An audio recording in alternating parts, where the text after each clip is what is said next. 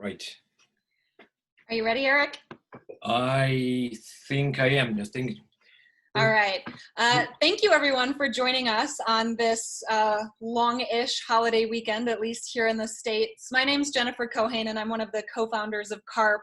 Before I turn it over to our guest speaker today, I wanted to just introduce you to what CARP is and let you know why we're doing these webinars during these quarantine times. CARP is a loose collection of international and interdisciplinary scholars that are studying character and character assassination across the realms of politics, science, and entertainment. And we'll see primarily character assassination at play from a political perspective today. We host conferences dedicated to the subject, publish scholarship about character assassination, and teach courses, workshops, and seminars. And one of the reasons we're taking Fridays during this summer to talk with you all about character assassination is to raise awareness about our new book, which was released by Routledge back in January, the Handbook of Character Assassination and Reputation Management, which is the first comprehensive book dedicated to these very important topics. Last thing I want to tell you before I turn it over to Dr. Shiraev is that we tweet about upcoming webinars, so you can find out more about those by following us on Twitter at @carp_lab. And we have an upcoming webinar next Friday with Stephen Farnsworth, who's a professor at the University of Mary Washington, and he's going to be talking with us about character assassination and character, particularly from a presidential politics perspective. So again, thank you for joining us today. I'm gonna stop sharing my screen with you so you can see our speakers big and loud. As one final note before I hand it over, if you have questions during the webinar, please feel free to type them into the chat and Eric will relay them to our speaker at the end. And please, as one final note, leave yourselves on mute if you would, so that we can make sure that our speakers can be heard loud and clear by everyone. Thanks and enjoy our conversation. Thank you, Jenny. I hope you can hear me, right? As I see, yes, you can hear me, see me. Well, hello, welcome back to all of you, to many of you. We are now, today, just happy to discuss things. And in fact, I am happy to discuss things with Jason Smart. Jason is a graduate of George Mason University. Jason studied there, well, we can say a long time ago, and one of his professors there, and there we met. And there we began talking about campaigning, politics, and national relations, just we became later colleagues and I would say friends. And I've known Jason for many years now. Jason was working in many countries after that. He was working for National Republican Institute. It's a bipartisan group which was sponsored by US Congress. And so one of the goals of this group, this organization, was to essentially help, as far as I know, help developing democracies develop further the political and institutional structures in many ways. And well, through that, Jason was able to work on several continents in many countries. And in fact, we'll talk about these today. Jason has a doctorate degree. He is a political scientist. But in my humble opinion, Jason, not only is he a political scientist, he is also a great researcher, and he's a sociologist. He knows psychology, he knows history. And so he has his experiences, what's interesting and great, and this is something which we will learn today, and I learned myself. Long time ago, also, Lee Siegelman, former editor-in-chief of American Political Science Review, talked to me about negative campaigning and about negativism, and we talked about the ethics of negative campaigning, and I said, look, it's not good. Politics is supposed to be, it's about motivation, it's about facts, it's about reasoning, it's about competition of ideas. He said, yes, true. However, negativism works, and that's why there's, well, those campaigns go negative. That's why there's a character attacks in politics, because they do work. And they do. And our function is to learn to see what they do, how to defend against those character attacks, and somehow how to help ourselves to sustain the pressure of character attacks, not only in politics but also in our life. Jason, welcome. Can you hear me well? I hear you well, Eric. Thank Excellent. you. Thank you for your kind words. Good to see you. Thank you. Dr. Smart, Jason, may I call you Jason? Tell us, enlighten us, why do some character attacks work and others don't? You know, I think that there's a combination of factors. And I think that if you look back on it, both in the experience of having worked in politics, but also what the research shows is how apt is the population to accept the information that they're receiving. I mean, does it seem realistic? Does it not seem realistic? And is a good media cycle for it? For instance, there was years and years and years of women who complained about things that developed and only became scandals in the Me Too era. Why is that? Because the population was apt to hear that. They were open to hearing that. There was something that was all of a sudden interesting, like Harvey Weinstein. People had made accusations against him for years, but why was it only then that it became his downfall? It's because the population was already incredibly interested in that specific issue. Allegations today of racism, for instance, are all of a sudden with a much greater impact than they would have had even 6 months ago. So I think it depends on the media cycle that you're in at that point, coupled with whether or not there is a public interest to receive more information about that subject. Well, you mentioned about cycles, in media cycles. It's a very interesting point. And you mentioned about Harvey Weinstein and again, the race and talk about gender in the past. But do you think that character attacks are, well, they are common, but do you think they're more common these years, this decade compared to previous decade, or say 1990s, or as common as they have been in the past? You know, I think that it is being accelerated. And one of the greatest accelerators, as everybody knows, is simply the use of the internet. The fact that so much now is digitalized. It is so much faster to go in and to find information that's negative about somebody, to find articles that were written 20 years ago. It's no longer sitting in the library for days looking through microfiche about a quote from 1987. Today, it's been digitized. So simply the ability to find old information is much easier. Before, you'd have to do a lot of the hard work of going around trying to find people that knew him back in the day.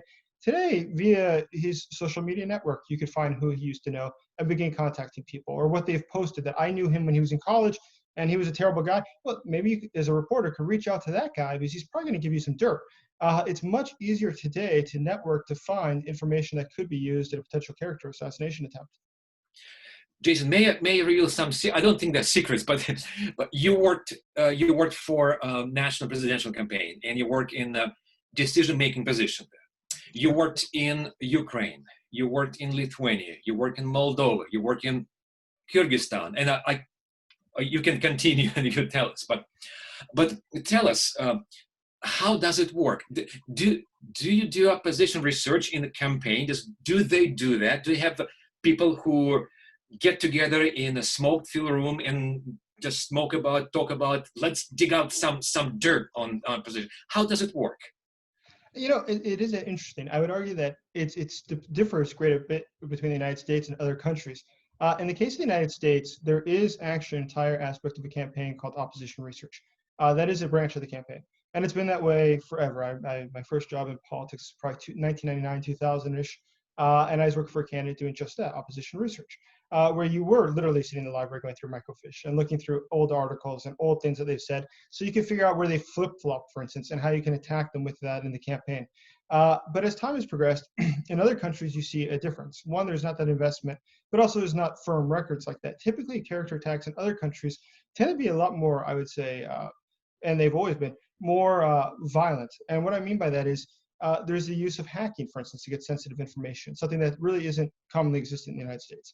There's the use of information that lawfare, for instance, where you prosecute somebody that's close to the candidate with the hopes that he will expose information about the candidate. And these sort of things don't happen in the US, fortunately, but it is very common in developing countries especially. So what the impact of that is that the character attacks that you see in other countries can be very, very legally related. That is, it'll show corruption or it'll show something that's can be prosecuted. And that adds a whole new level to this, because no longer is it just simply it hurts someone's reputation, but then you can be prosecuted for what has been exposed. But you're saying that there are just speaking hypothetically, there are some people right here, students and graduate students, who may seek and find employment in US, for example, to do opposition research, right? Just to do just not well, political science or facts, but just simply studying the facts about the person's biography, right? Sure, absolutely. So I mean, yeah, for graduate students, I'd say sign up for Eric's class and you'll get a great job when you get out of college. It's a guarantee. It's a logical conclusion. But more than that, I think that there's an entire aspect, and this is, and the big people who use it, if you're interested, is in U.S. campaigns, the people that do the opposition research. So there are people who sit there and do the actual going through, digging through articles, and you have the guy at the bottom who is collecting all this information. Then it gets filtered up to the next guy who's going through and highlighting and fact checking and seeing if that's true, that contrast with what is done other. And then it finally gets up to a guy who's an ad maker. An ad maker's sitting there going, well, this isn't really useful. Nobody's going to believe that. Or, oh, this one really has got a punch to it. We should really be putting more of an emphasis on that. And so you've got different people who are literally creating a project like any other. Instead of being a positive campaign, though, it's a negative campaign. And that is an entire aspect of political campaigns that is tremendously common. And we have to realize, though, as campaigns have changed, those attacks have also changed. I mean, I will reveal, I'm sure I was going to get to this point anyways, but which Eric didn't mention, which is I was the head of Cambridge Analytica in the United States for the campaign that I was assigned to the Cruz campaign. So we look at the presidential campaigns and how is character attacks used. One, Cambridge wasn't as scary as people think it was. But what it would do is no different than what polling did before that, which is different attacks have a different target audience. Not all attacks will be as equally offensive to the same people. For instance, a feminist woman is more likely to be offended by the attacks of he was a sexist or he didn't hire me as a woman 20 years ago than a 20-year-old guy who's more offended by the fact that this guy doesn't take young people seriously. So we have to look at which attacks can be more effective, and you hone it to that target audience that's most likely to have an impact with. Very few attacks are going to have an interest level for the entire population. That's what we see today with Donald Trump. There's constantly scandals coming out with Donald Trump, but why don't they have an impact? Why is he this solid base of people who love him? Because they are not the ones that can be persuaded by this. There are target demographics that can be persuaded, but you already have a huge number of people who already hate him, and it doesn't matter. Anything else is just extra grease on it for them. They already accept the fact that he's terrible. You don't have to convince them. But if you're talking about the target in a campaign, that's a target demographic. Those voters who are undecided and the toss-up voters in the toss-up states. What is it that interests them the most? What is it going to be the deciding factor that they see or hear that and they go, wow, that's just beyond my level of comprehension how somebody could do that. And I was planning to vote for him, but now I won't consider it any longer. The real goal of a character attack in campaigns would be that sort of demographic of people. Well, you mentioned about the differences between U.S. campaigning, for instance, and campaigning in other countries, and research opposition in those countries. But say you work in Kyrgyzstan. What is the most striking difference between, say, Kyrgyzstan, their politics, and U.S.? Of course, without mentioning names, but just what strikes you most? Well, I mean, Kyrgyzstan is a good example of lawfare. I mean, the former president, Atambayev, was just sentenced 12 years in prison last week because of allegations of corruption, which were not really proven. Another leader of the opposition was also put into prison for inciting riots. He's an MIT grad for his MBA. It seems highly unlikely he was inciting riots. But this is what the government says. They create a rumor, and based upon the rumor that they themselves create or that they leak to the press, and the press then reports, which then gives the prosecutor a justification to attack the person. They say, well, he's violent, he's unstable, we have to take him out of society because he's a threat to all of us.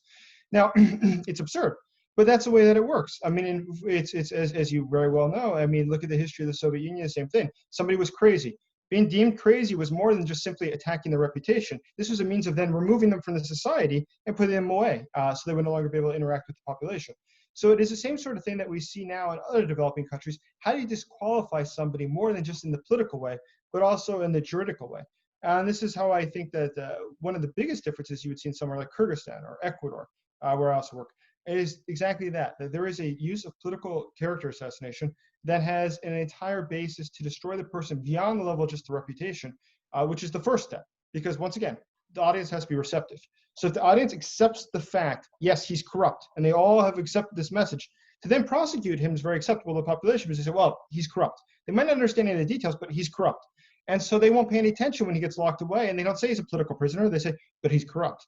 So the first step, though, is a successful character assassination if you want to be able to lock up your opponents.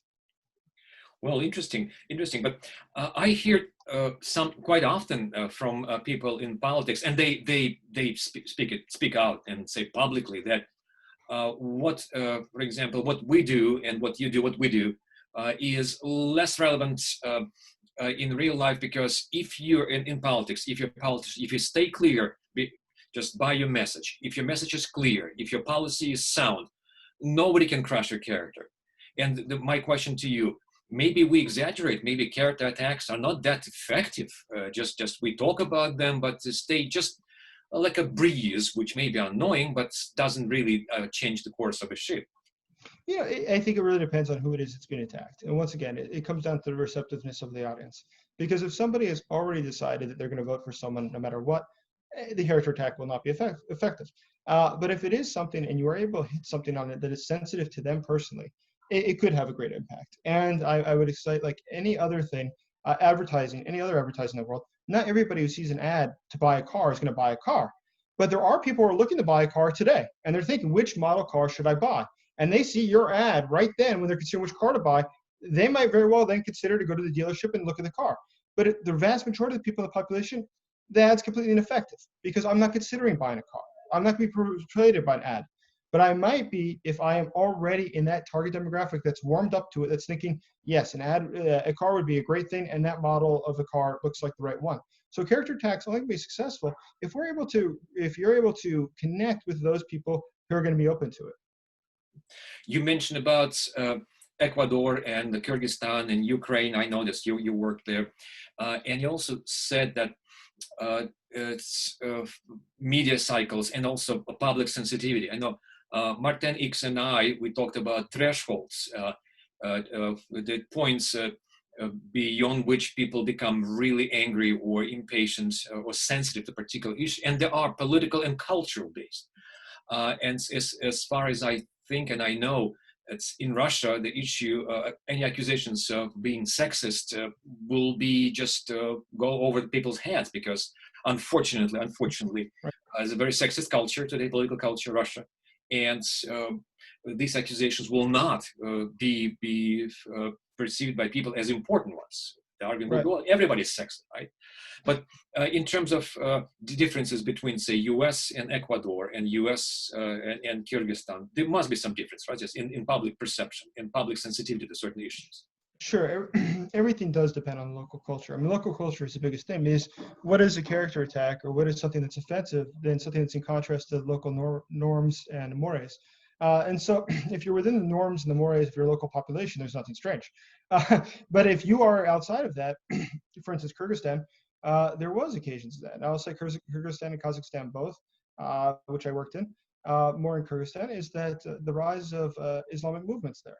What was perceived as being the vast Kyrgyzstan is an incredibly secular country. That being said, is probably the most secular majority Muslim country, I'd imagine.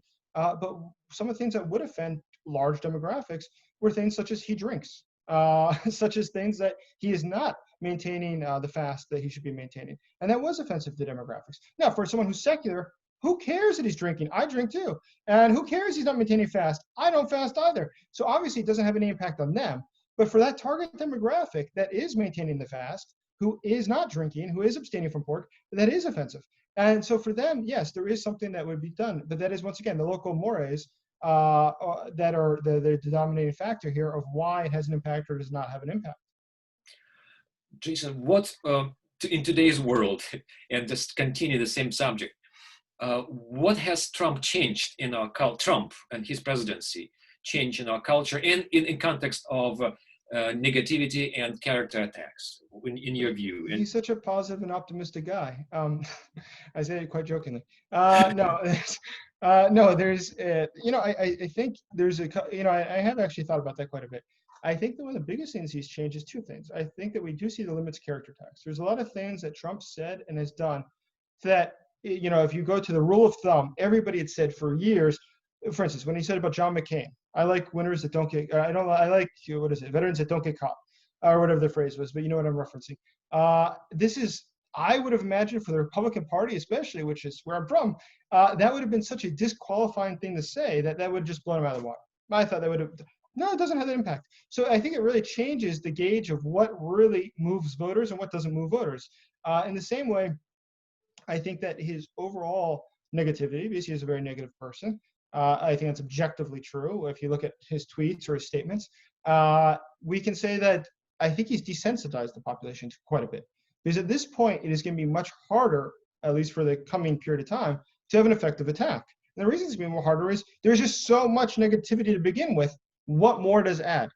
In the case of Donald Trump, there's an interesting, you guys are well enough aware, the guys from CARP, is that one of the things that's interesting to the minds of voters or citizens is what is already cooked into their calculation. I mean, if you say tomorrow came out another audio tape where Donald Trump said something sexist, would that change one voter's mind in America? Would anybody be surprised whatsoever? Nobody would. It would be completely accepted. Yep. Would anyone doubt that the tape is real? No. Everybody would just immediately, one, accept that it's true. But secondly, it realistically not change their mind because they already know that's the sort of guy he is. So if that were to be Joe Biden, for instance, that would have perhaps a greater impact because nobody would expect that behavior from him. So it really does depend on who the person is being attacked, but also in the case of Trump, the degree that there's such negativity, I think it desensitizes the population to even attacks that are legitimate, things that should not be, they're not simply character attacks. Legitimate concerns about his behavior are just sort of cast aside because he is just so routinely shown that he acts and behaves outside of the regular norms of political behavior. You mentioned about desensitizing, and coincidentally, as a question, and by the way, we will address most of the questions, but we can do it right away because it's quite relevant, and it may be partially answered.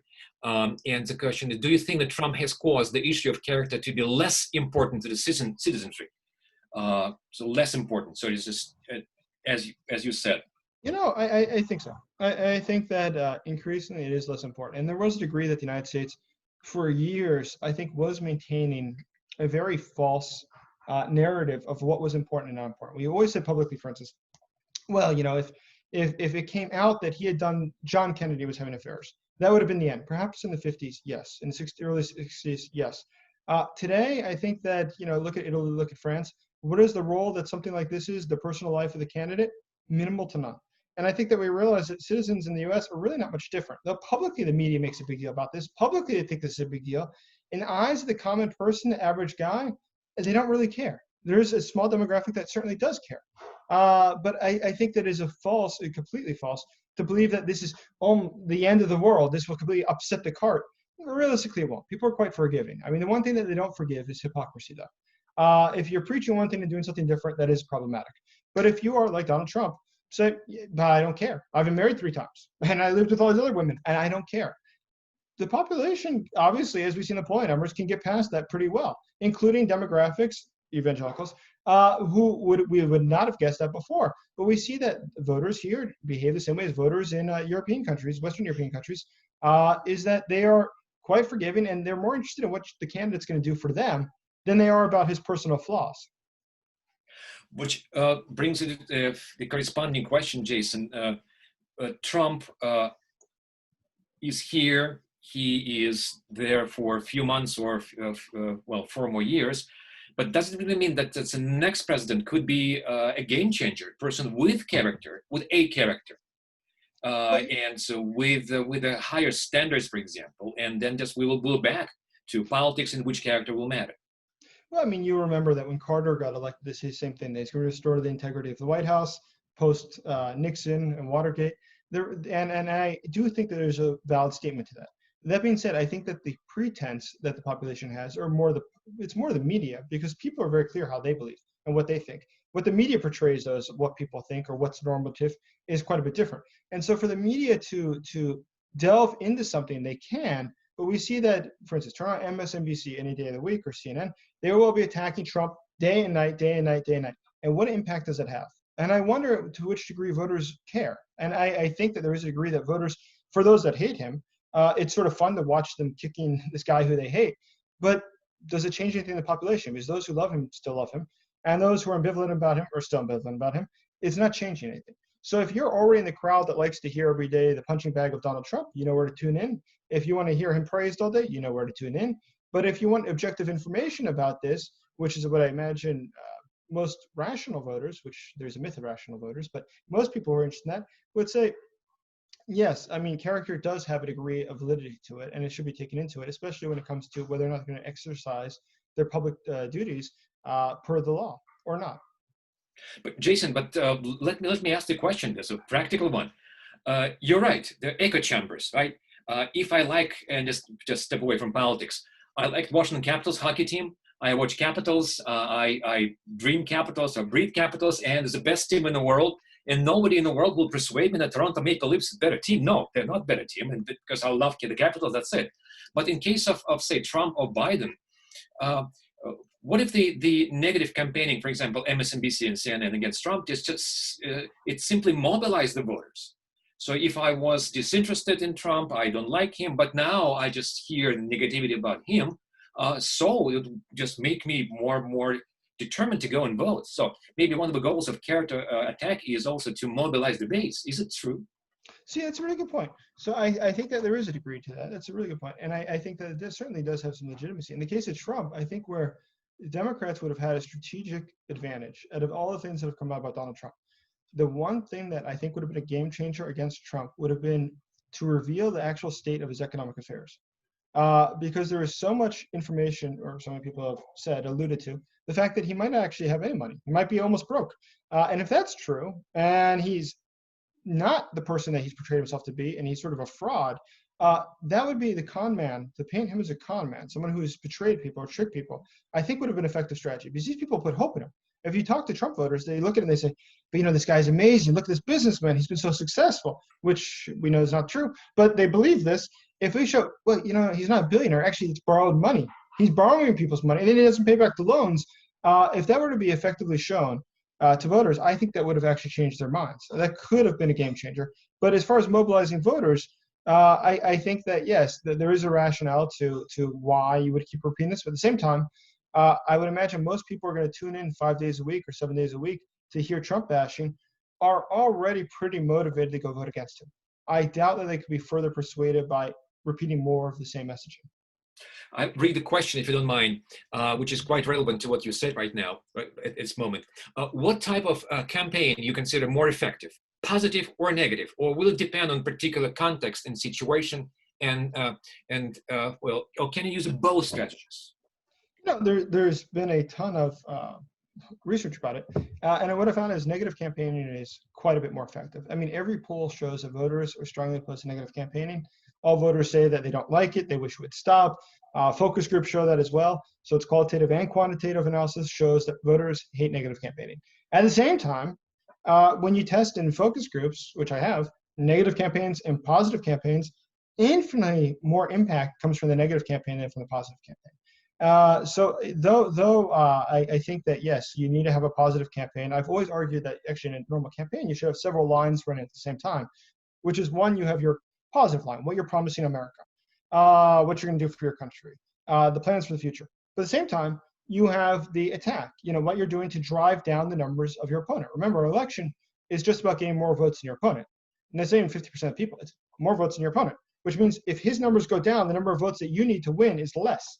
So there is a strategic reason you have to drive down his voters, and it's two reasons. One, not necessarily that they vote for you. It could be that they vote for the other party. If you're Donald Trump, you might want them to vote for the Green Party. The Democrats don't vote for Joe Biden, they vote for the Greens. Why? Simply so it's not a vote against you in the elections. So there's a calculus to this, right? But the second part of this is that you have to have a positive narrative about who you are and your reputation, your image. So when you're being attacked, you can also fight those off. So it's both building this positive image, at the same time, it is fending off attacks that come against you as a delineated strategy. So there's several levels of campaign operating at a given time. So I would say, yes, negative and positive campaigns work both in a campaign, but quite a bit of studies have come out and really interesting ones that have shown that, yes, negative campaigns are infinitely more impactful for voters than anything else. But if you were advising DNC today, would you advise them in this case, hypothetically, not to just basically buy advertisements on CNN and MSNBC, but do as much as possible on Fox News and with readers of Wall Street Journal? Just go there. Sure. Absolutely. I mean, the DNC is wasting its money to just be running negative ads about Trump on MSNBC. What can you possibly say to MSNBC viewers that they don't already believe it? I mean, they've already accepted that.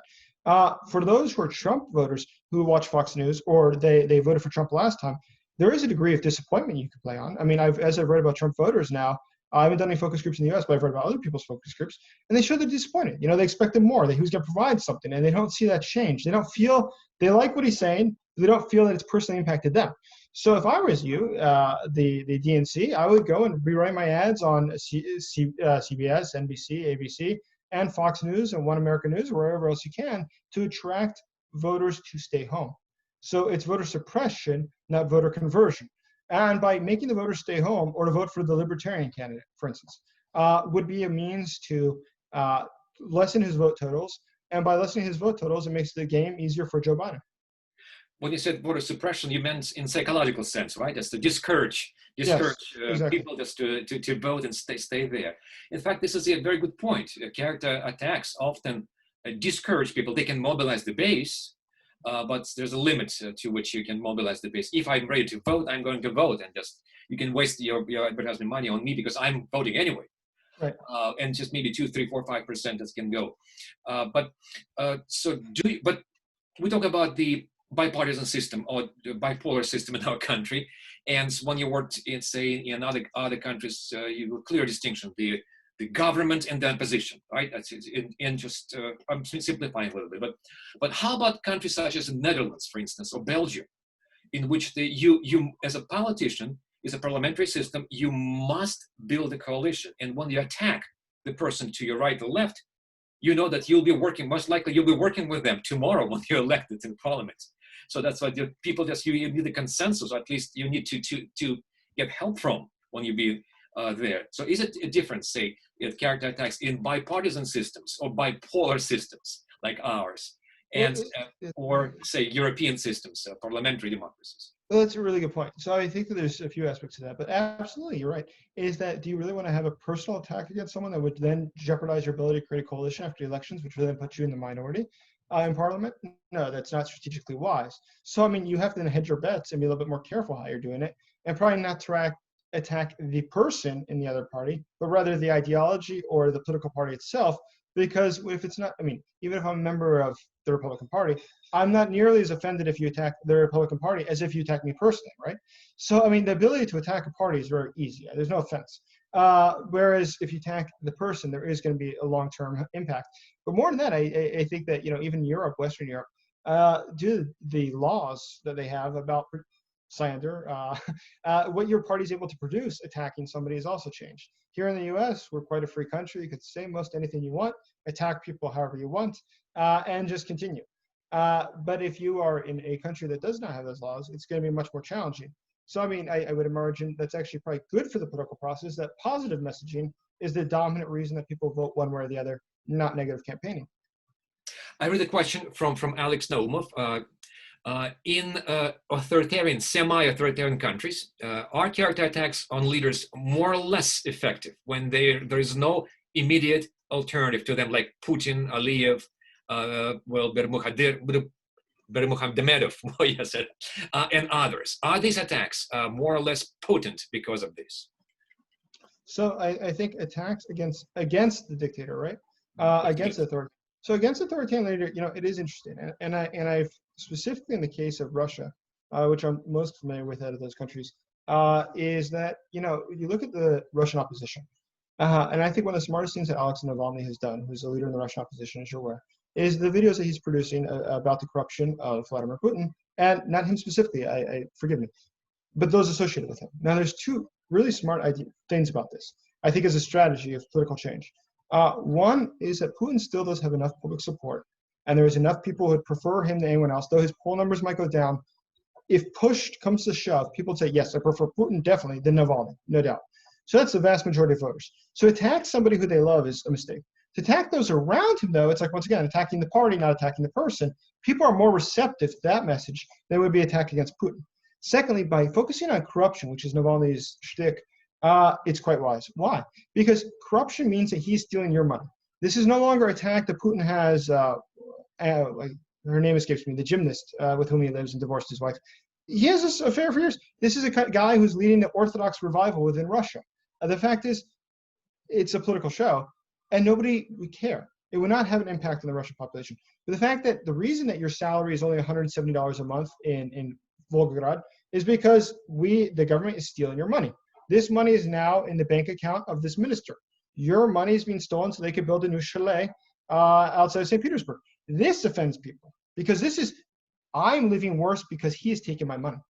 And if you can generate this, I think I've always believed that voters in general are, their propensity to believe messages that are envy-based, that is, I'm envious of what someone else has, or I feel that I've been cheated, this is really what you want to go for. Because I can intellectualize why something like, oh yes, it's bad that Putin has divorced his wife. That's a very sort of intellectual thing. But the fact that he stole my money and so now I can't afford medicine for my children, that becomes a much more personal battle for me. And I think that's a much more persuasive argument against a dictatorial regime. I also noticed that, speaking of Putin and the referendum in Russia, not much of personal attacks against him, because I think, and journalists talk about this in Russia, journalists do suffer, they're jailed and they're killed for the direct references to Putin. And Navalny, probably one of the worst he could produce, is called Putin grandpa. It's sort of a derogatory a little bit, but Putin just really want to be, well, rejuvenated and look young, but to call him grandpa is sort of a character attack. Yes, it's slight, but people prefer to not to say anything personal, and just go, and as I said, right, just talk about corruption. Maybe that's one of the things that work. But speaking about political campaigns, do you find the difference between character attacks on a national level and local level?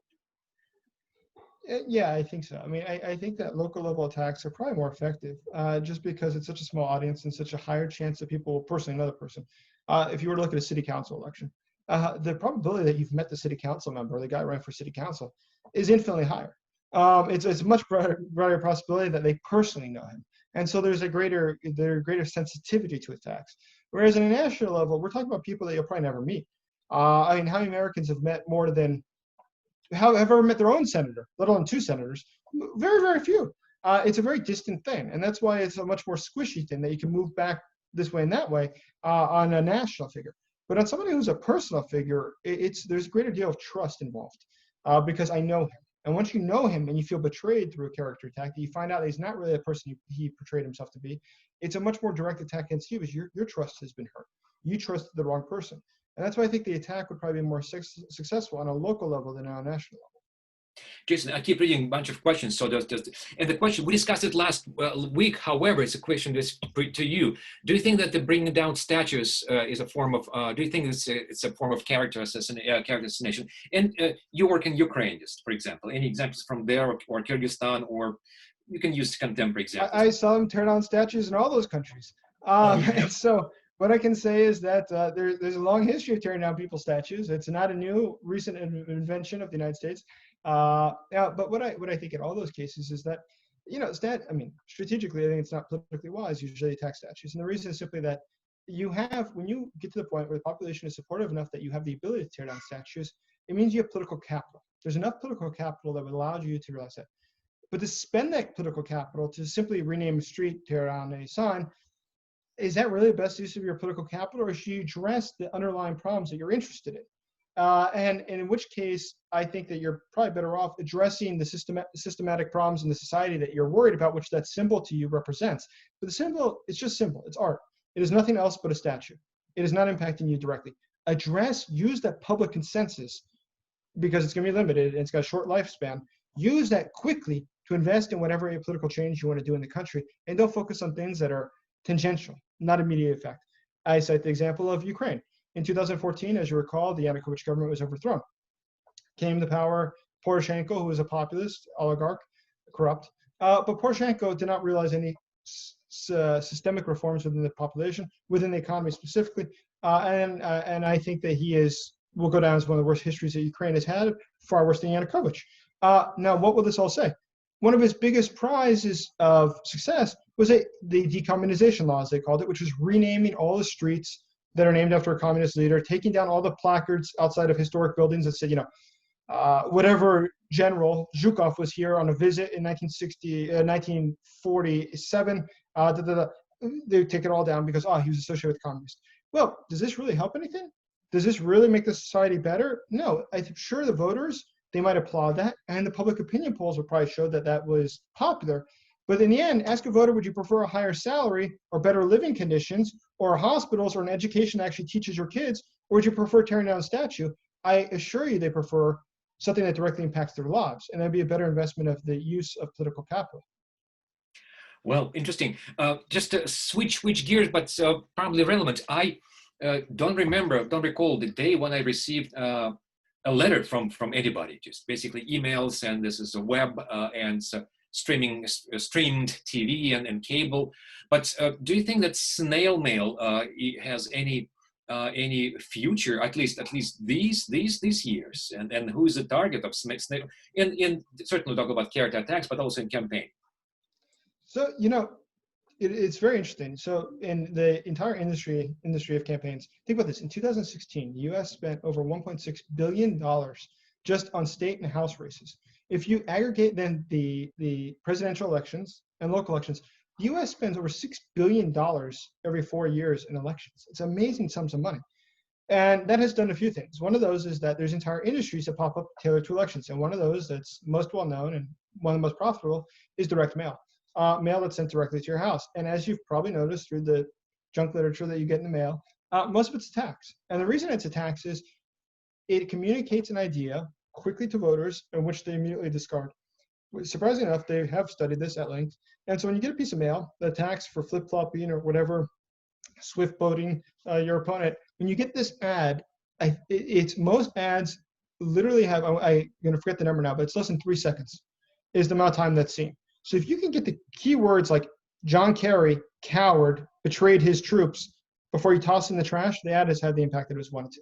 They don't expect you to read the rest of it. In the same way, positive ads, such as John Smith for president, when you see that the goal that everyone realizes is that you see John Smith and president before you throw in the trash. They don't expect you to read the rest of it. The goal is simply that there's name ID that develops. Is, as you know, you have to contact with a voter or with a consumer about 7 times before there is an impact made for them that they remember the brand. So to be considered to consider voting for someone, you have to first know the person exists. So the whole point of direct mail is not really about persuading you as much as to make an immediate impact on you before you toss it away. So I think that, yes, I think snail mail will continue, not because it's the best, but simply because there's an industry built around it that's going to continue pushing it forward, even if it's proven to be less effective than other means. For instance, social media is more effective. Digital ads are more effective. That's something we can prove, and much cheaper. But there's a massive industry built around this other one. So I think it will perpetuate for a long, long time. Oh, thank you. In politics, and I use example from, say, Soviet communists, the Bolsheviks had a slogan, informal one, the worse the better. They were rooting for the defeat of their imperial government so that they can take over and just build a paradise in their country. So the worse the better. Do you think that there are people within Trump core, or at least Trump supporters, who are disgruntled with him, and now they are launching their own character attacks against him, assuming that his defeat will pave the way for a new Republican Party, say 8 years from now? So is it possible just to have those people within campaigns, for example, or within groups of supporters? I mean, sure, obviously. I mean, I remember that the many stories that you probably saw as well is even Michael Bloomberg's campaign, how many of the people were actually going door to door with Bernie Sanders literature, though they were paid staff of the Bloomberg campaign. They had no faith that the guy could win, but they're getting paid, so they were already going door to door. So they tossed out the Bloomberg literature and giving out the Sanders information. The same way today, look how many people are leaking things in the White House. By the way, which is also of concern, is how often newspaper articles today cite anonymous source, anonymous source, anonymous source, and not one of the sources ever given a name. And it might have 4 or 5 anonymous sources, but never name anyone. I think it's a very dangerous trend, and it's not defensive of Trump. I think generally it's a dangerous trend, because if nobody's willing to associate their name with something, that already says something. And it's not something that, about the bombing of Cambodia under Nixon. This is about what's going on today. This is little things about gossip, about the president said this, or he ate this, or he talked to this person. Why would so many people fear to put their name to it? And if they do fear to put their name to it, is it worth circulating the public sphere? Because does that disqualify? How do we know? How do we verify? And how do we know it further? Unless somebody's willing to accept responsibility for the attack that's being made.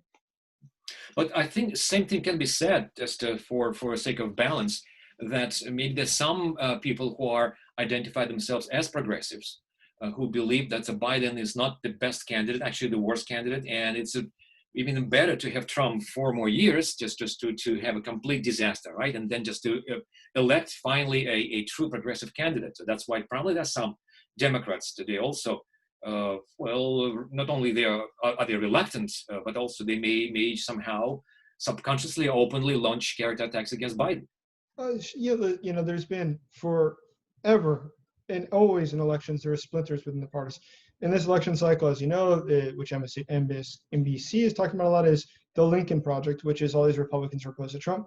It's nothing new. In 2008, when I worked for John McCain, we had a stream of volunteers from Puma, which was Party Unity My Ass, which was all the Hillary Clinton supporters who refused to help Barack Obama. Huge numbers. I mean, I'm not kidding. We had huge numbers of these people who were Hillary Clinton fanatics, who absolutely hated Barack Obama because they felt he attacked her too much in the election. And they were ready to help John McCain win just because they hated Barack Obama so much. And from my short conversations with them, I have no reason to believe they had any conservative sentiment or a pro-Republican feeling in their heart other than a deep hatred of Barack Obama. And so these sorts of splits within the party are nothing new. I mean, this is completely common if we look back at historic election cycles. Tea Party, the rise of them and their opposition to John McCain, we see this throughout all election cycles. So I think, yes, I have no doubt whatsoever within Trump world, there's most certainly people who would be happy to see him burn so that the party can be, like a phoenix, reborn.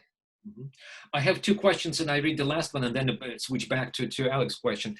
To follow up about the mail question, I quote, "I'm hearing that the left-leaning voters are taking on a campaign to disrupt Trump's campaign by sending in a check of 1 penny to gang up the works. Besides being questionable, is it effective? I mean, it's probably not effective because just think about what the impact would be. If you had, how many people are realistically going to portray that? Let's say you have 100,000 people that are portraying that. This is a campaign, once again, our election cycles are billions and billions of dollars. So in the face of billions of dollars of expenditures, and then you have all the political action committees, PACs, and everything else that are involved, what is the impact? It's nominal at best. At very best, it's nominal. And I'm sure that it's just a nuisance, but doesn't really change anything. Most of the donations are done online anyways. A question from Alex again. Does the Russian law banning, I quote, disrespect toward the government do more harm than good for their reputation? That's actually a really good question. So I have long believed that those sorts of laws are dumb because if you want to stay in power, you want to go through the best semblance possible that you're democratic. It's sort of like the historic examples of protest, why one succeeds, another one fails. Revolutionary protest, why Maidan, for instance, 2014 Ukraine, Bishkek, 2010 April. You go through these different protests and overthrows the government, why one succeeds. Usually, if the government tolerates it and doesn't do anything, people start to go home. They will just go home because nobody cares that much. Nobody's going to hang out in a park for 9 months. They might stick it out for a few weeks, but not for 9 months. People have to go back to work. Life continues. And so tolerating a little bit of protest, usually better off. The mistake, and what we saw in several governments have been overthrown, is that when you start, for instance, shooting the protesters, that generates then more of a backlash against the government for having done that.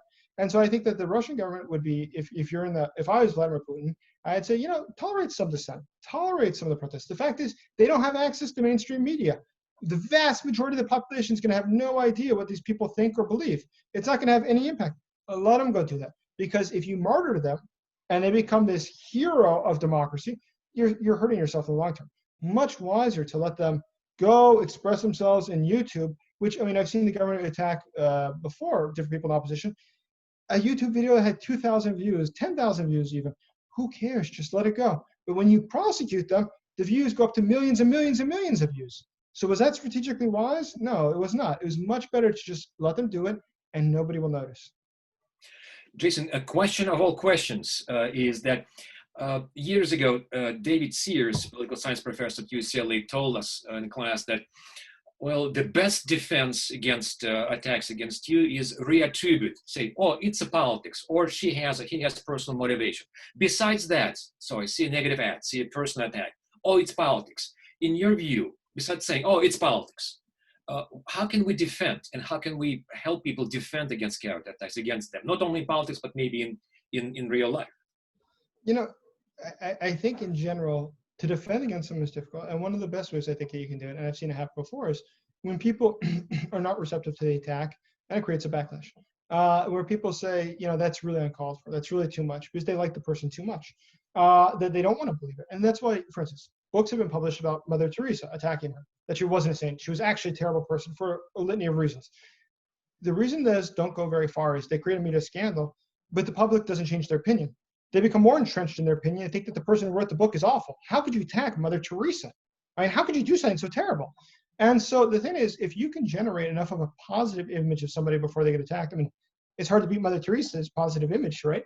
But if you can at least generate this positive image that you're a good and decent person and call out the other person, which I think is very reasonable. I think it is very, I mean, in the world of Trump, it is difficult. I understand that.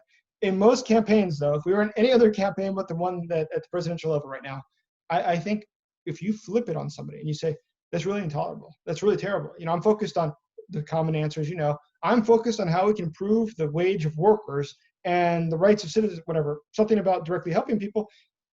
And this person wants to attack my family. That generates a much, which is by itself an attack.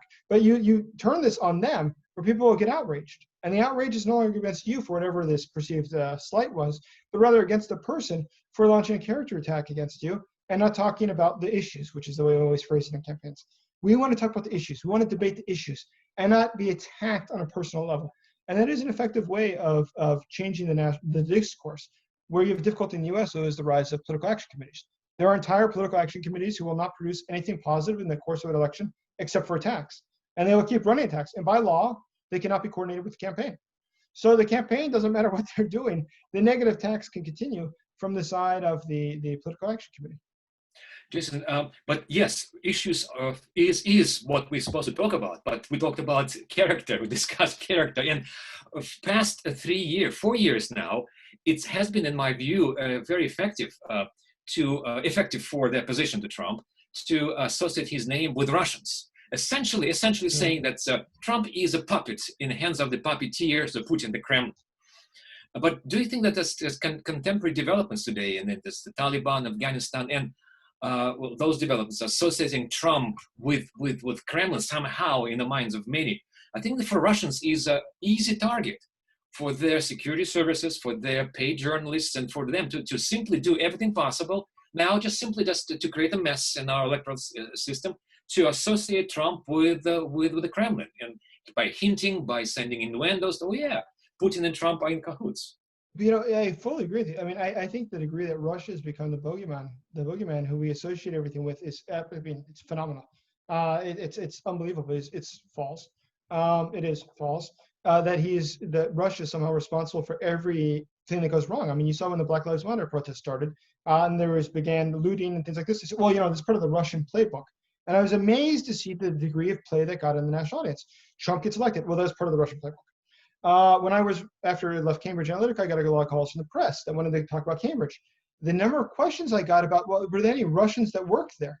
And I was like, this is insanity. These are data scientists. They're PhDs in physics, mathematics, who are just doing calculations. They go, but what Russians work there? And I said, this is insanity, that we're trying to find a connection and force a connection, no matter how unrealistic or non-existent it might be.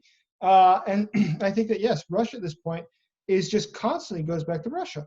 And I think it's, there are, as my view is that, yes, we can say with a sincerity, yes, Russia did hack the DNC during the 2016 elections, as they also hacked, by the way, as FBI report said, the Republican National Committee.